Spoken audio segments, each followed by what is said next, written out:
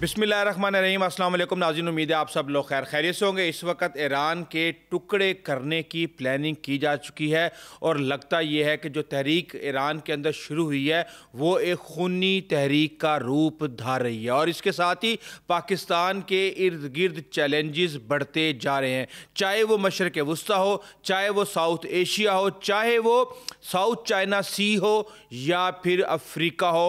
हर आए दिन के साथ नए नए चैलेंजेस आ रहे हैं, लेकिन इस वक्त जो चैलेंजेस भारत के खिलाफ खड़े हुए हैं उनका आप अंदाज़ा नहीं लगा सकते कि इस वक्त भारत का क्या हशर होने जा रहा है। एक तरफ से पाकिस्तान और दूसरी तरफ बांग्लादेश के अंदर अभी जो डेवलपमेंट्स हो गई हैं या होने जा रही हैं वो इस वक्त भारत के लिए इंतहाई डरावना ख्वाब बनी हुई हैं। इस वक्त बांग्लादेश के अंदर क्या सूरत हाल है और एंटी इंडिया मूवमेंट जो है वो उनके इलेक्शन का मरकज़ बनी हुई है। इस समेत बहुत सी ऐसी चीज़ें हैं जो कि भारत की कौमी सलामती का एक तरह से मसला बनी हुई हैं, उसके ऊपर बात करेंगे और साथ में आपको यह भी बताएंगे कि ईरान ने एक ऐसी ताकत हासिल कर ली है जिसके बाद वो किसी भी सुपर पावर्स की लिस्ट में शामिल हो चुका है और अब अमेरिका भी उसकी मार से दूर नहीं है।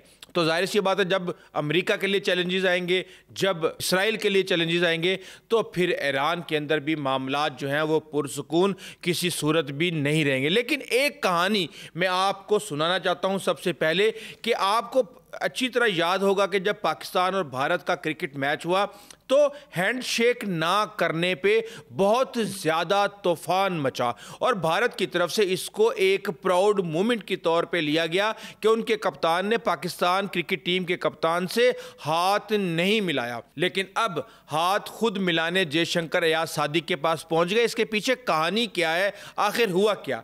देखिए, पाकिस्तान की तरफ से इसहाक डार की बजाय अयाज सादिक जो है वो खालिदा ज़िया के जनाजे पे गए। वहाँ पे पार्लियामेंट हाउस के साथ एक मीटिंग रूम थी, वहाँ पे तमाम लीडरों को इकट्ठा किया जा रहा था कि उसके बाद उनको जनाजे पे ले जाया जाएगा। अब वहाँ पे नेपाल के लीडर मौजूद थे, भूटान के लीडर मौजूद थे, वहाँ पे बांग्लादेश की लीडरशिप मौजूद थी और उसी दौरान जब वो कमरे में दाखिल हुए तो अयाज सादिक के मुताबिक वो कह रहे थे कि मेरे लिए ये पोजीशन बहुत ज़्यादा ऑकवर्ड हो गई थी क्योंकि क्रिकेट टीमों के जो हैंडशेक का मामला है वो उनके जहन में मौजूद था। तो उन्होंने अपने हाई कमिश्नर से कहा कि हम आपस में गुफ्तगू करते हैं और बिजी हो जाते हैं ताकि उस तरफ तवज्जो ना जाए और किसी को यह भी ना लगे कि उसने जानबूझ के हाथ नहीं मिलाया। दूसरा, हुकूमत पाकिस्तान की तरफ से भी कोई इस तरह की पॉलिसी नहीं दी गई थी। अब जब वो बैठे हुए थे आपस में बात कर रहे थे तो जयशंकर पहले भूटान के वज़ीर से मिले, फिर नेपाल के हुकाम से मिले और उसके बाद फिर वो आके अयाज सादिक के सर पे खड़े हो गए और उन्होंने कहा हेलो। अब हेलो के बाद फिर अयाज सादिक भी उठ के खड़े हो गए और उन्होंने हाथ मिलाया और उसके बाद जब अयाज सादिक जो है वो उनको बताने लगे कि मैं अयाज सादिक हूँ और तो उन्होंने कहा हिज एक्सीलेंसी, मुझे सब पता है कि आपको मैं बहुत अच्छे तरीके से जानता हूँ। लेकिन यहाँ पे सवाल ये पैदा होता है कि भारत ये सब कुछ क्यों कर रहा है? क्या भारत इस वक्त इंतहाई मुश्किल में फंसा हुआ है और पाकिस्तान से ताल्लुकात बहाल करने की आरजू उसके दिल में पैदा हो चुकी है? इस हवाले से आपको बताऊंगा, मोहम्मद यूनुस ने भी इसको एक अचीवमेंट के तौर पे लिया और इसकी ट्वीट भी की।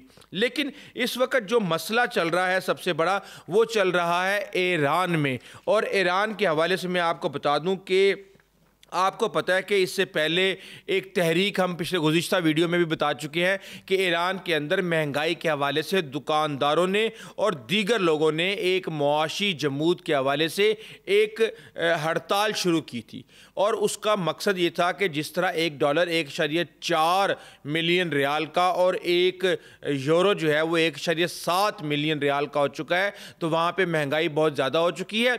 अब उसके बाद हम ये देख रहे हैं कि वहाँ पे पथराव मार धाड़ की सूरत में शहर कोह दश्त के अंदर एक बसीज जो कि एक रज़ाकाराना फोर्स है, उसका एक 21 साला एहलकार जो है वो इस हंगामा राई की सूरत में जाँ बहक हो गया है। और इसके अलावा 13 पुलिस एहलकार भी जो है वहाँ पे ज़ख्मी हो गए हैं। और तकरीबन कम से कम 10 यूनिवर्सिटियों के अंदर ये एहतजाज ना सिर्फ फैल चुका है बल्कि ये दीगर शहरों के अंदर भी हमने देखा है कि वहाँ पे ये फैल चुका है। और अब आपको पता है कि ईरान को बल्कनाइज करने का इसराइली मंसूबा बहुत पुराना है और हर मुल्क के अंदर एक मुख्तलिफ नस्ली बुनियाद पे, लसानी बुनियाद पे, मजहबी बुनियाद पे या सियासी बुनियाद के ऊपर तकसीम मौजूद होती है। तो 5 से 6 ऐसे पोर्शंस को मार्क कर लिया गया है जहाँ पे इंतशार फैला के ईरान के टुकड़े करने की प्लानिंग की जा रही है। लेकिन हमने ये देखा है कि जब कभी भी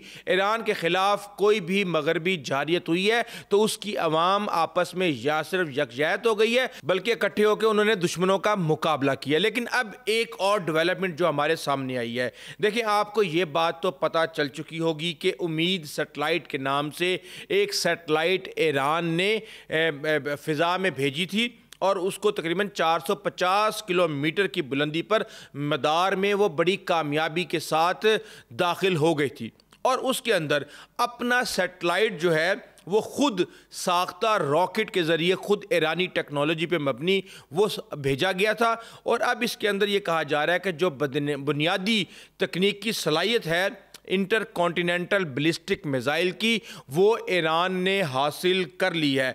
मदार में दाखिल होने के लिए आपको तकरीबन 7.8 किलोमीटर फ़ी सेकंड की रफ्तार दरकार होती है, जबकि ईरान से अमेरिका तक मार करने के लिए ICBM को तकरीबन 6.5 से 7 किलोमीटर फ़ी सेकंड की स्पीड दरकार होगी। तो अब कहा यह जा रहा है कि जनाब बैनुल बर्रे आज़मी बैलिस्टिक मिसाइल ईरान ने तैयार कर लिया है और ये सैटेलाइट लॉन्च व्हीकल्स और ICBMs की जो बुनियादी तौर पे एक ही टेक्नोलॉजी होती है, सिर्फ और सिर्फ जो ट्रिजेक्ट्री यानी रास्ता होता है उसके अंदर फ़र्क होता है। और खलाई प्रोग्राम्स के ऊपर इसीलिए दुनिया भर के जो ताकतें हैं वो हमेशा नज़र रखती हैं। तो अब इन्होंने एक ठोस ईंधन वाला जो रॉकेट है वो बना लिया है और इसके साथ ही हम ये देख रहे हैं कि फौरी काबिल लॉन्च भी है और ये अब एक तरह से अमेरिका के लिए दर्द सर बन चुका है। हम इससे पहले आपको ये भी बता चुके हैं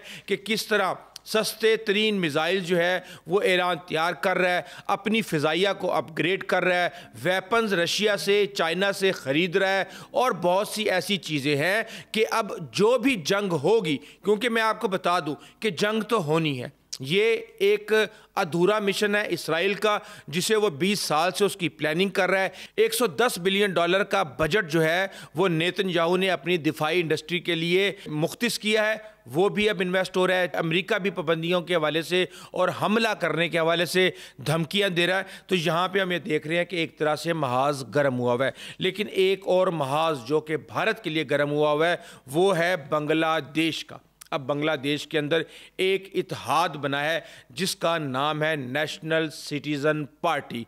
अब ये जो तुलबा रहनुमा हैं जिन्होंने जो इनकलाब लाने में एक अहम किरदार अदा किया है, एक बात को याद रखें कि बांग्लादेश के अंदर जो स्टूडेंट यूनियंस हैं वो बहुत ही स्ट्रॉन्ग हैं। हर सियासी जमात की अपनी एक स्टूडेंट यूनियन है और वहाँ पे इस हवाले से काफ़ी असर व रसूख पाया जाता है। तो अब जो नेशनल सिटीज़न पार्टी है इसने जमात इस्लामी के साथ अपना इल्हाक कर लिया है और अब NCP जो है वो जमात इस्लामी की बी टीम करार दी जा रही है। अब आपको पता है कि जमात इस्लामी के कई लीडरों को हसीना वाजिद ने अदालत से फांसी दिलवाई थी, जबकि जमात इस्लामी ने 1971 में पाकिस्तान से अलहदगी की मुखालफत की थी। लेकिन अब आपको पता है कि जो हसीना वाजिद की पार्टी है उसके ऊपर तो पाबंदी लग गई है अवामी लीग के ऊपर।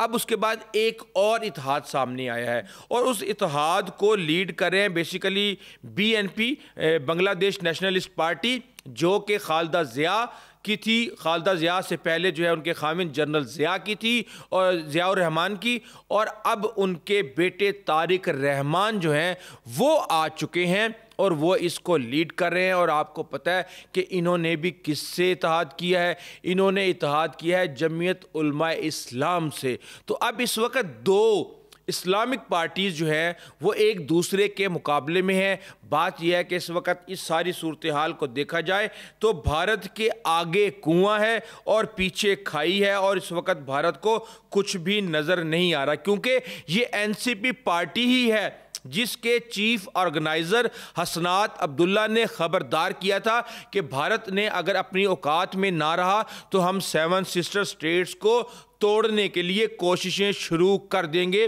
और इस तरह से और बहुत सी ऐसी चीज़ें हमारे सामने आ रही हैं। और इसके साथ ही ट्रंप जो है वो 50 दफ़ा कह चुके हैं कि जनाब पाकिस्तान और भारत की दोस्ती हमने करवाई, जबकि भारत ये कहता है कि जनाब अब दो ममालिक हैं पाकिस्तान और भारत, तीसरा इसके अंदर किसी की भी इन्वॉल्वमेंट किसी सूरत भी कबूल नहीं। ये आज से नहीं, ये कई दहाइयों से भारत का मौक़िफ़ आ रहा है। लेकिन अब जो चीन के वज़ीर ख़ारजा हैं वांग यी, वो ये कह रहे हैं कि जनाब ये जो सालसी है भारत और पाकिस्तान के दरमियान ये हमने करवाई है। तो ये एक तरह से भारत की कौमी सलामती का मजाक उड़ाने वाली बात है। और इस वक्त इस हवाले से बहुत सी बातें भारत के अंदर की जा रही हैं, और वो ये कहती है कि जनाब ये तो दो ममालिक के DGMOs ने मिल के आपस में फ़ैसला किया कि हम जंग रोक रहे हैं, लेकिन हकीकत जो है वो इसके बिल्कुल ही बरअक्स है।